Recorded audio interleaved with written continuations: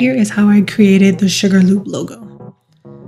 So on the screen here, you will see the prompt. Go ahead and pause it if you like, but I figured I'd use ChatGPT to kind of help me out.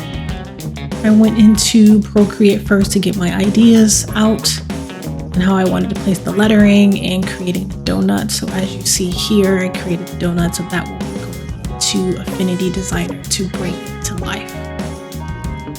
This took a little bit of a process, but I enjoyed it because it was really just retracing everything. I made sure that a lot of the stuff wasn't perfectly lined. I wanted to make it imperfect because no donut is a perfect circle. So I figured I'd try and just kind of make it nice and playful like the prompt logo. So I figured I wanted to make a donut and not just edit the lettering.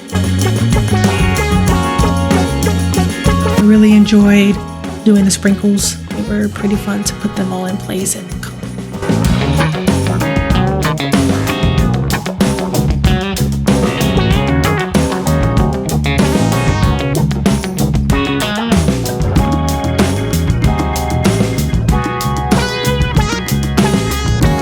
Coloring this in was fun too.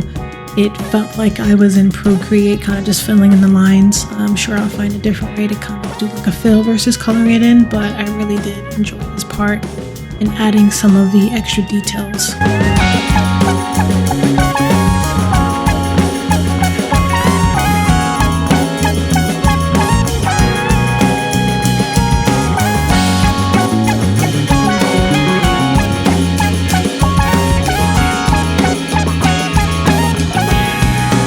Here is the finished product.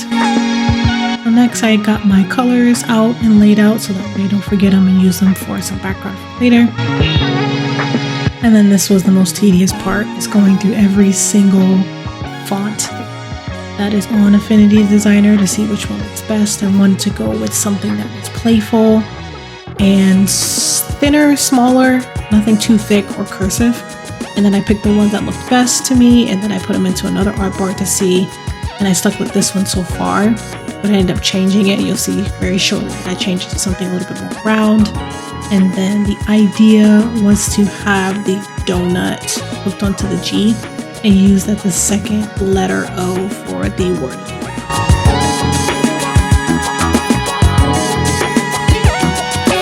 I was playing around with some of the lettering and the donut, as you can see, figuring out how I wanted to portray the letters, maybe into a circle, maybe around the donut, but I ended up just using the first part of it and then made the donuts with backgrounds on it for small icons.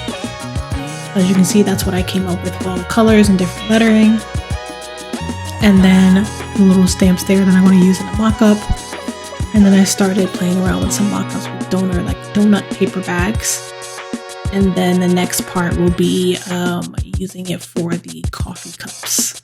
So I used two different methods to kind of use with a mock-up. The first one was the mesh method, and the other one was using it for quad. I think the quad was a little bit easier. But all in all, it came out great. This is my first process doing all of this. I thank the creators that I have watched their videos, and it definitely will help me in the future with doing more logo design and programs. Thanks so much for watching. Stay tuned for the next one.